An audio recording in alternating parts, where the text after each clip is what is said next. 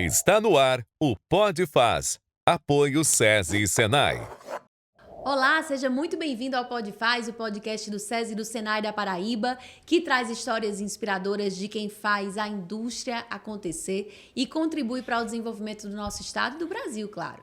No episódio de hoje, vamos conversar com um empresário que dedicou décadas da sua vida ao fortalecimento da indústria calçadista paraibana.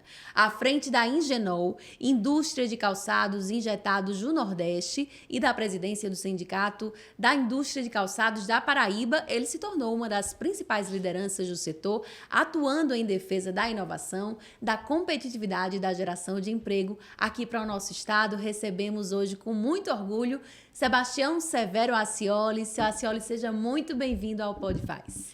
Muito obrigado, Helena. Eu queria começar com uma história que o senhor compartilhou aqui com a gente nos bastidores. Como foi a escolha de vir para Campina Grande, apostar nessa terra? Foi aleatória, né? Porque eu morava em Caruaru, eu sou oriundo do Vale do Pajeú, mais precisamente em Afogado de Ingazeira. Saí de lá muito criança, em 1947, tinha apenas 5 anos, e vim morar em Sertânia, né? Lá em Sertânia eu vivi até 17 anos aproximadamente, e 17, não, 16, que foi em 58, né? Eu sou de 42.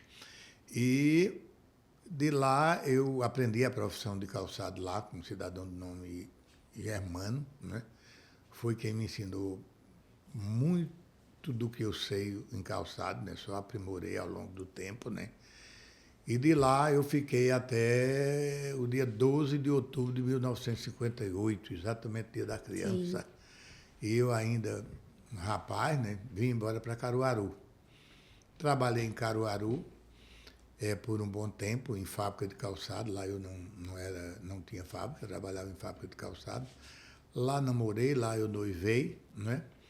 E quando eu resolvi vir embora de Caruaru, por alguns motivos da minha vida lá, eu resolvi sair de Caruaru, sair para ir para qualquer lugar. E essa minha noiva morava em Gravatá, mas próximo a Caruaru, e eu passei lá para entregar uma aliança que eu levava no dedo para ela juntar os dois e fazer um anel para ela. Porque de lá eu ia embora e não sabia para onde. Se um dia eu voltasse lá e ela estivesse solteira, a gente tentaria casar. Sim. Caso contrário, terminava tudo ali. Ela não se satisfez com isso e resolveu, de qualquer maneira, me seguir, né? E terminamos constituindo uma família. Eu tenho 2 filhos com ela, né? Hoje, apesar de mesmo sendo amigos, mas vivemos separados. Sim. Né? E então essa nossa saída de Recife foi aleatória, como eu falei. Eu chegando em Caruaru, chegando de Gravatá em Recife com ela, ficamos olhando os destinos dos ônibus na estação rodoviária de Caruaru, que era ali no Cais do Apolo, né? A antiga rodoviária, né? E lá foi chegando vários ônibus, lá bastante chegou um ônibus com o nome de Igaraçu? Igaraçu. Sim, tá vendo que eu decorei? Decorou. Igaraçu. Eu perguntei ao cobrador que onde era cada cidade, aqui na Grande Recife, eu digo, não me serve. Foi umas 2 horas da tarde, mais ou menos, 2, era 1h30, mais ou menos, chegou um ônibus de cor bege, com o nome Transporte Campinense. Fazia a linha de Recife, Campina Grande, via Timbaúba e Itabaiana, até chegar aqui. E nós saímos de lá, nesse ônibus, compramos as últimas cadeiras, 43, 44. Lembra até os números das cadeiras. Lá perto do banheiro, né, do sanitário. E chegamos aqui às 5 horas da tarde, nós chegamos na rodoviária daqui. E o senhor já sabia que Campina era referência no polo, era um polo calçadista? Já sabia, porque muitos companheiros meus saíam de Caruaru e vinham trabalhar aqui. Porém, eu não conhecia Campina Grande, né? Chegando aqui, trabalhei numa das principais fábricas de calçado aqui, que era a indústria de calçado Marconi Primavera. Sim. Funcionava até então, funcionava naquele prédio onde funciona hoje o CDL. Aquele prédio foi construído para sediar essa fábrica dele. Era uma fábrica pujante na época, né? Trabalhei uns tempos com ele lá. De lá eu saí, fui trabalhar com o Edivaldo Porfírio Chaves, que chegou recém-chegado aqui de São Paulo, e ele lançou um calçado aqui, Mocassim Tubolar. Eu sempre fui levado a conhecimento. Mocassim Tubolar. Tubolar. Como é esse mocassim? Olha, é um sapato que, segundo lenda, não sei se é verdadeiro, ele foi idealizado pelos índios, né? Olha. Muito embora que a gente sabe que índio só anda, tem um certo licença, porque... Pé descalço, né? Pé É no chão. descalço, né? Mas não sei, para alguma solenidade, se eles calçavam ou não. Eles pegavam o couro do animal abatido, né? Sim. Deixavam secar, né? Depois botavam o pé em cima, que não tinha forma, não tinha nada, né? Forma é coisa nova, né? De um certo tempo. Forma mesmo, na Primeira Guerra Mundial, forma era... O pé de forma de coturno era 2 pés iguais, não tinha esquerdo nem direito.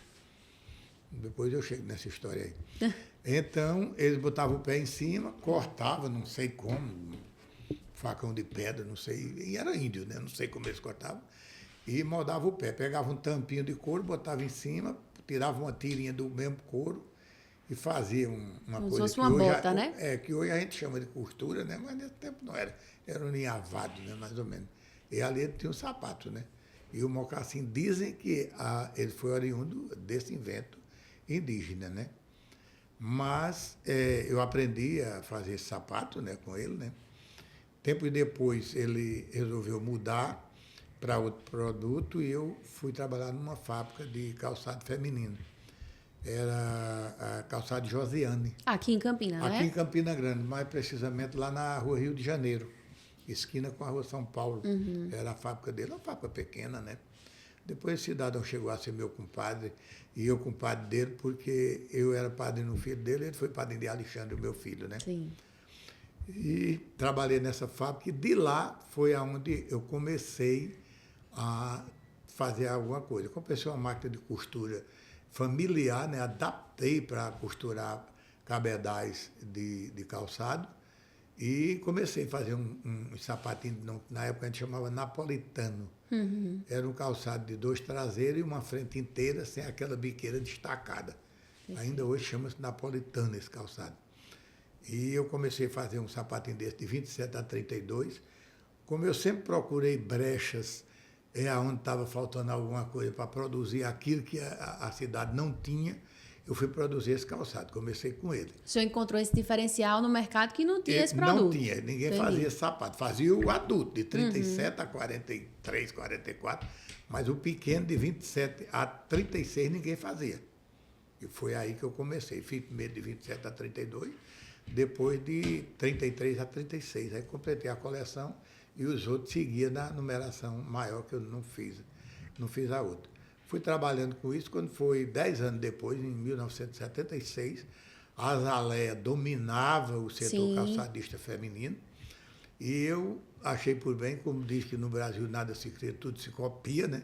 E eu, como um bom copiador, fui copiar os tipos de calçado da Azaleia.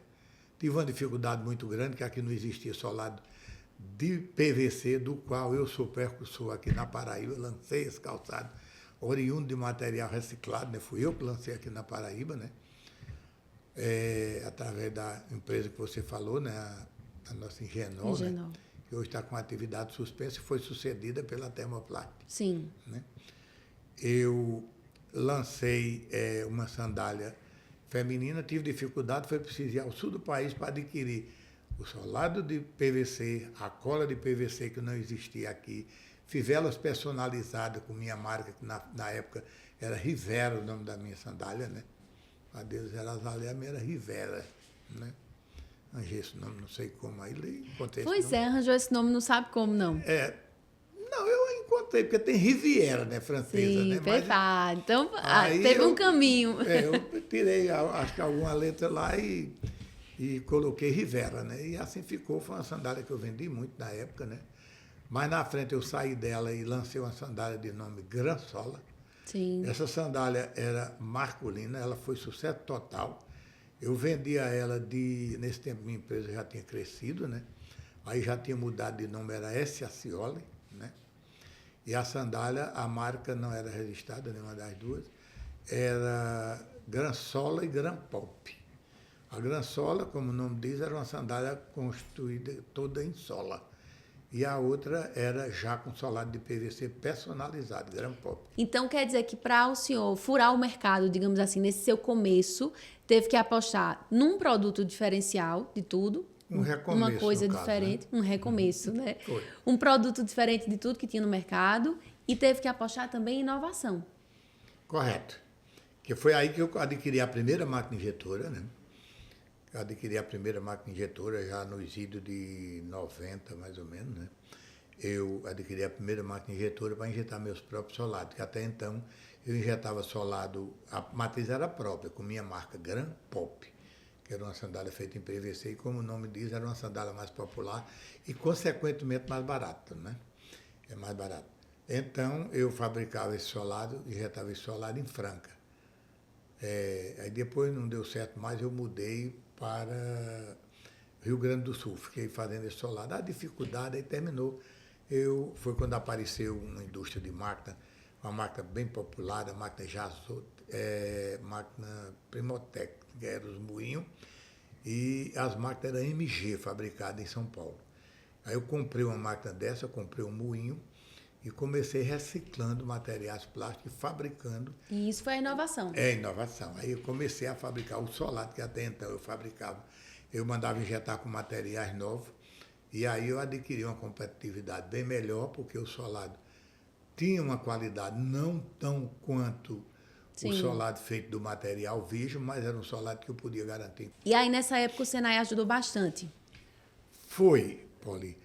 Porque o Senai começou a nos ajudar quando formou um centro móvel no Senai da Prata. Era Evandir e tal, não lembro agora o segundo nome dele. Era o diretor dessa unidade móvel, né? Ela, como o nome está dizendo, ela, apesar de móvel, mas ela não saía de Campina Grande, porque a demanda era muito grande, e ela terminava ficando aqui. Hoje o centro móvel se desloca para todo o interior da Paraíba, e como os centros daqui são regionais, até para fora do estado. Né? Mas na época não, ficava aqui. E eu quando eu tentei introduzir esse sistema na minha fábrica, eu perdi alguns profissionais, porque não sei, não lembro qual era o valor, mas a preço de hoje, para montar um sapato, entregar pronto, uma faixa de 8, 10 reais, um sapato, o camarada ia receber R$1 para querer fazer. Fiz as contas, mostrei para ele que, mesmo ele ganhando R$1, ele ia duplicar o salário dele se ele fizesse o sapato todo para ganhar R$10 por par. Mas ele não se convenceu e eu perdi alguns profissionais na época, né? Aí tive que pegar esses mesmos elementos que eu tinha, que era oriundo do Senai, do centro móvel, e botei como elemento multiplicador dentro da minha fábrica e multipliquei A produção. N pessoas para trabalhar essa produção que eu vendia, como falei anteriormente, de Salvador a Porto Velho. Agora, o senhor chegou em Campinas, assim, final da década de 60, pegou 70, 80, 90, enfim, início dos anos 2000. O comércio de Campina Grande era mais pujante, era diferente, né, Facioli? Era, Poliana. O comércio de Campina Grande era o centro de distribuição da Paraíba. Né? Esse tempo aí é que a gente gosta de relembrar. Era o centro de distribuição da Paraíba. Eu não alcancei aquele tempo do algodão, Sim, claro. do sisal, mas bem na frente eu alcancei.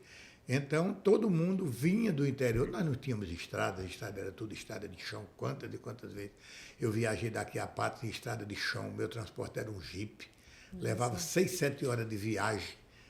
A gente dizia que Juazeirinho, a metade do caminho, a gente tinha que parar em Juazeirinho para fazer o estágio, almoçar, para poder continuar a viagem. Era 6, 7 horas de viagem daqui a Patos, no jipe. Depois veio rural, aeroído, foi melhorando mais o conforto de viagem, mas começamos com o jipe, viajando daqui a Patos, levando 6, 7 horas de viagem.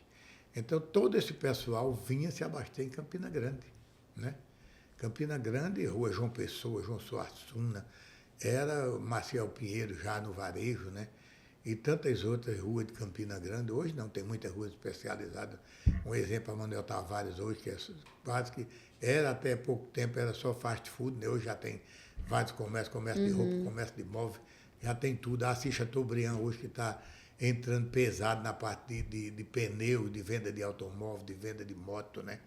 E a Avenida Brasília, né, são exemplos de ramais de saída de Campina Grande ou entrada para quem vem de lá para cá, que cresceram. Somente essa entrada aqui para o Bodocongó é que infelizmente não cresceu. Né?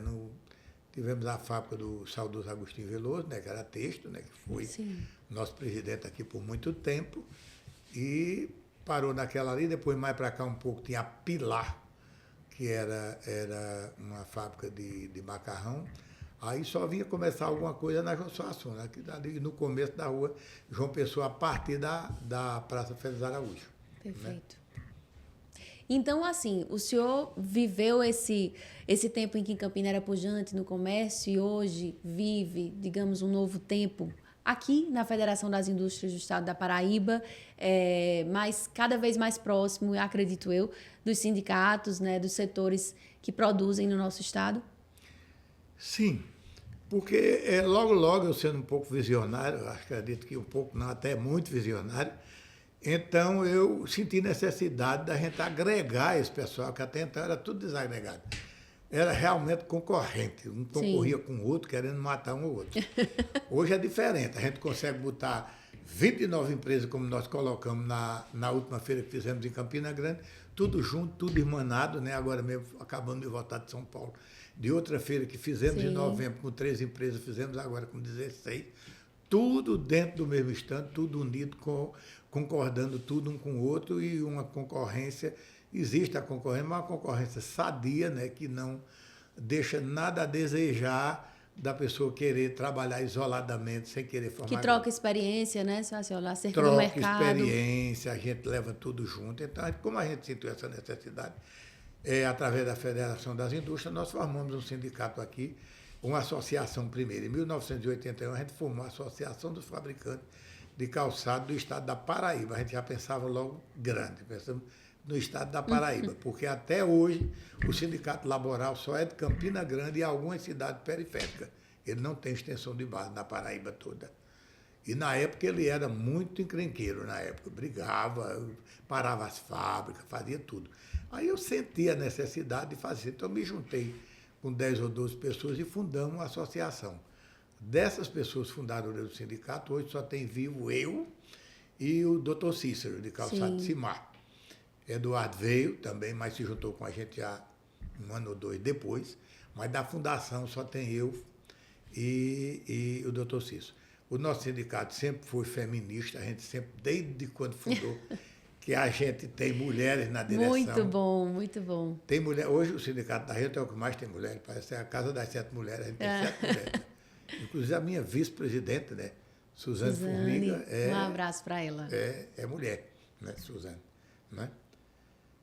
Então, a gente, nessa época, para você fundar um sindicato aqui, tinha que pegar a carta sindical em Brasília, não fazia como hoje, você progrediu tudo e hoje você faz tudo online, não precisa sair daqui para lugar nenhum. Mas nessa época eu fui a Brasília pela primeira vez, né? Em 1983, eu fui pegar essa carta sindical do então ministro do Trabalho, Murilo Macedo, era ele na época o ministro do Trabalho. Eu peguei das mãos dele lá, ainda hoje eu tenho foto tirada ali na rampa do Ministério lá, tirado foto dessa época, de 83, né? E daí para cá o sindicato veio crescendo, passou por um período de discreto um pouco, não por força de que eu não tivesse interesse, mas o pessoal, infelizmente hoje, os órgãos de classe, quando vai associar um novo elemento, a primeira coisa que ele pergunta, ele, em vez de perguntar em que eu posso colaborar com esse sindicato para a gente levar para frente, ele pergunta o que é que eu vou ter de vantagem em me associar. Infelizmente, ele foi uma pergunta que é totalmente desnecessária. E o senhor tem assim, como missão, até por toda a sua história, né, compartilhar com quem está em casa a importância da representatividade de um sindicato, digamos assim, para um setor produtivo. Pauliana, isso é um sacerdócio, porque eu até brinco, camada para ser presidente de entidade não é somente de sindicato. Uma prova está aí o presidente Cassiano, que depois que ele resolveu ser presidente dessa federação, ele teve que deixar a empresa dele, se dedicar totalmente. Quando a gente procura, o presidente Cassiano está em Brasília, agora está em Mato Grosso, está em São Paulo, para tudo, e quando não sai fora do país, que graças a Deus essa projeção que o presidente Cassiano conseguiu em tão pouco tempo, está levando ele a representar muitas vezes a Confederacional da Indústria lá fora, em países bem distantes, né, coisas que eram feitas aqui em gestões passadas, mas não era com tanta assiduidade. E se não bastasse, ele conseguir se eleger por unanimidade presidente da Associação Nordeste Forte, Sim. que até então ficava na mão de 4 estados aqui. Era Bahia, Pernambuco, Rio Ceará, Grande do Norte, né? E Ceará. Parava nesses 4. Sim. E ninguém sabia nem que isso existia. Sabia que existia, mas não tinha a pujança que tem hoje. É verdade. Com sala em Brasília, com secretária lá para nos atender, enfim. Tudo Com representatividade, né? toda a Essa- representatividade que o presidente Cassiano conseguiu implementar nessa associação Pois é. depois da gestão dele, a partir da gestão dele. E com essa visão dele, entendendo a sua experiência, né? O senhor é um decano muito querido por todos os presidentes de sindicatos. Aí o senhor recebeu aí uma homenagem. O 5º andar, o condomínio sindical da Federação das Indústrias do Estado da Paraíba, com seu nome, Sebastião Severo Acioli. Como foi que o senhor recebeu esse presente? Eu recebi esse presente com muito orgulho, como todos os mortais, né? Porque isso é uma coisa... primeiro, é uma coisa inédita, que não existia. Numa gestão passada, quando esse terreno aí onde está a Caixa Econômica era vazio, desocupado, eu não trouxe um projeto, mas trouxe um esboço de um projeto para que a gente colocasse ali todos os sindicatos, inclusive com um showroom na frente de cada sindicato, onde pudesse ser exposto as mercadorias ou os produtos que fossem oriundos daquele sindicato. Cachaça onde fosse cachaça, Perfeito. bebida onde fosse bebida, calçado de confecção onde fosse A isso. geografia produtiva da Paraíba, digamos assim. Usando suas palavras, geografia produtiva da Paraíba. A gente queria colocar tudo. Infelizmente, foi pensado para lá e não houve interesse, parou no tempo, né? Mas eu nunca perdi isso. Quando foi agora nesse trabalho profícuo de todo o sistema FIEP, não somente do presidente, porque sozinho ninguém faz nada, né? Mas nós temos hoje uma superintendente de SESI, hoje nós temos uma diretora do Senai, temos as pessoas que são ligadas a elas também fazendo andar esse sistema, né? Como é o caso da assessoria aos sindicatos, do DAS, Departamento de Assistência aos Sindicatos, e outras coisas mais que nos faz ter orgulho e ter vontade de lutar por isso, né? Como eu falei, é um sacerdócio, a primeira coisa que o camarada tem que fazer para ser presidente de entidade é ser vagabundo. Ô, gente, explica essa história, como é que Vou foi? lhe explicar, ele tem que ter tempo para fazer tudo. Ah, tá. E a pessoa que tem tempo para fazer tudo... Não faz nada, né? Não, fazer faz. Agora tem que deixar uma parte de lado para poder fazer a outra. Sei. Né? Se você não se dispor a isso, você Tem que se não- dedicar, o senhor quer dizer, né? Tem que ter disponibilidade. Porque a gente liga para uma reunião, rapaz, eu estou carregando um caminhão para ir para São Paulo. Eu viajei, não sei para onde. Agora, ao presidente cabe ter tempo para tudo. Para idealizar, para convocar e para fazer a reunião acontecer. Justamente coisas que é do interesse total deles, né? Amanhã mesmo nós estaremos fazendo uma reunião aqui para decidirmos a nossa participação novamente na Expo Show aqui da Paraíba, que Olha vai só. acontecer agora no mês de agosto, né? 18, 19, 20 de agosto. Mesmo oriundo de uma feira agora em maio, a gente já está planejando Já está outra. planejando outro. Porque Já nessas feiras é que o negócio acontece, né, senhor?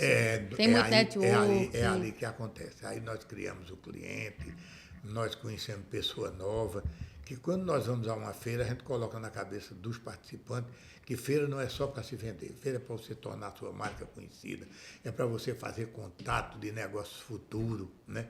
Agora mesmo, a Termoplast está com 2 negócios engatilhados. Para exportar o nosso produto para a África do Sul e para...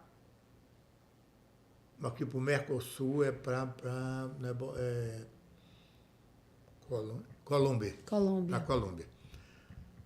Até eu procurar o centro de negócios agora para tomar umas informações, para ver por onde a gente começa, né? O sim aqui da federação, né? Sim, Perfeito. senhora. A justiça boa começa de casa. Que então bom. tem que começar por aqui. Então, em vez de procurar lá fora, a gente procura em casa. É né? isso aí. O que é? Exatamente. Essa participação toda que, enfim, o senhor melhor do que ninguém pode dizer, que está vivendo esse novo tempo da Federação das Indústrias da Paraíba e aí todas as casas, SESI, Senai e EL. O que é que o senhor vê de diferença em relação à representatividade dos sindicatos aqui dentro da Federação, do sistema FIEPB? Olha, Poliana, graças a Deus o nosso sindicato sempre teve uma participação ativa dentro, mas não como está acontecendo agora, em tão pouco tempo, que o presidente Cassiano está aqui há 2 anos e meses, né? Não é nem 2 anos, mais 2 anos e meses, né? Foi em abril, né? Do ano retrasado, então nós estamos ainda em junho, né? Sim. Maio, junho, então não é nem mês, é 1 mês ou 2 meses a mais. Então, isso aqui teve uma mudança muito grande. Nós voltamos a participar de feira, porque até então a gente participava de feira, mas a parte de valores agregados, de pessoas para nos ajudar, vinha mais do Senai. Aliás, perdão, vinha mais do Sebrae e não do Senai, como está acontecendo hoje, né? Então, a gente começava por lá. Hoje a gente começa daqui para poder ir para lá. Olha só. Isso gerou um certo ciúme, alguma coisa, mas até agora, graças a Deus, está se acomodando, né? Porque essas entidades gostam de mostrar o serviço dele, né? Quando ele recebe uma comida já mastigada, eles não gostam de engolir. Fica com ciúme. Aí eles não gostam de engolir.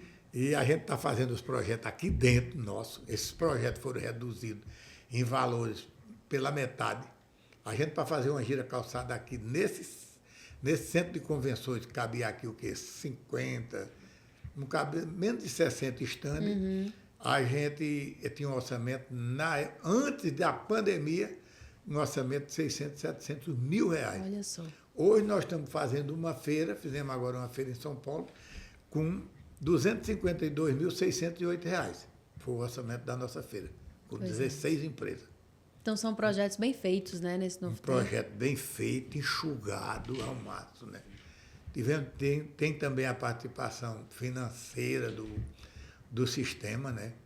Que é uma ajuda que, fazendo uma redundância, é uma ajuda, né? Que nos ajuda, né? Um bom incentivo, né, senhora? É um bom incentivo, porque aí conseguimos com o governo do Estado, né? E o Sebrae, né? O Sebrae pagou 70% dessa feira. O governo do Estado entrou com aproximadamente 30%, e nós conseguimos levar 16 empresas de Campina Grande pagando tudo. Olha só. Só não pagamos a alimentação total, mas no último dia demos um jantar de confraternização para poder voltarmos a Campina Grande. Juntamos todo mundo e demos um jantar. São novos ambientes de negócio, né? Tudo com dinheiro oriundo dessas entidades. Perfeito. Que terminou sobrando. Então, estão acreditando bem, estão atendendo bem o nosso chamado. E espero que daqui para frente a gente só aumente, porque esse é o meu sonho, né? Esse é o meu sonho. Voltando lá para o condomínio, como eu falei, para mim foi de um orgulho tremendo estar recebendo isso em vida, que muitos receberam essas honrarias aqui, mas receberam depois da partida, né? E eu estou tendo o privilégio de receber primeiro em vida e depois ser acordado por unanimidade por todos os sindicatos, inclusive alguns sindicatos que não vão precisar desse condomínio, mas mesmo assim apoiaram. E os que apoiam, os que precisam, esses foram por unanimidade, né? E nós vamos fazer acontecer, se Deus quiser. Deus quiser. É bandeira de luta do presidente Cassiano. Se não acontecer daqui para o final do ano, mas no comecinho do ano, nós estaremos todos reunidos aqui embaixo no 5º andar, né? Todo mundo junto e misturado, como a gente costuma dizer. E contextualizando para quem está em casa, é um espaço dedicado, né, todo aos sindicatos, uma espécie de coworking com tudo que eles precisam para atender melhor as empresas, enfim, aos filiados. Então, é realmente um sinal de novo tempo aqui nessa casa que é dedicada à indústria paraibana, né, senhora? É atender todas as demandas, inclusive demandas que até então a gente não vinha tendo, demanda jurídica, por exemplo, em todos os ramos do jurídico, né? Inclusive o jurídico, a parte... Tem assessoria jurídica, fiscal, contábil, tudo. Jurídica, contábil, a trabalhista, que a gente já tem muita coisa aqui dessa parte aí, e a tributária, que até então a gente não tem. São poucos sindicatos que têm uma assessoria tributária. Na maioria deles, eles contratam bancas de advogados para ter essa prestação de serviço. E nós vamos ter aqui para trabalhar para todos os sindicatos, né? Cada um vai ter o seu espaço mas na hora de misturar, vai misturar tudo, vamos trocar A mistura ideia. vai ser boa, trocar experiência. É uma mistura boa que vamos trocar experiência. Já trocamos com alguns sindicatos, né? O Sindicato de Calçado, graças a Deus, sempre teve uma boa relação com todos os sindicatos, né? Inclusive alguns que eram um pouco arredios, hoje já não são mais, né? Que bom. Eles sentem que o Sindicato de Calçado tem uma passagem aberta e muito larga aqui dentro do sistema, e é através do Sindicato de Calçado que aqueles que não tinham até então uma passagem mais larga, repito, dentro do sistema, hoje estão vindo junto com a gente e conseguindo isso. Perfeito. Já, olha, eu queria muito agradecer a sua participação no Podfaz, porque foi uma aula, né, com toda a sua experiência, esse combo de experiência e de vivência que o senhor tem, não só no mercado calçadista, mas de vida, e a gente agradece muito a sua participação. Quem agradece sou eu, que sou uma grande oportunidade de divulgar o sindicato e também uma parte da minha vida Claro. é dentro do ramo de calçado na Paraíba. Muito bom. Parabéns pela história, viu? Pelo legado. Muito obrigado. E a gente se vê no próximo Podfaz. Tchau. Podfaz. Apoio SESI e Senai.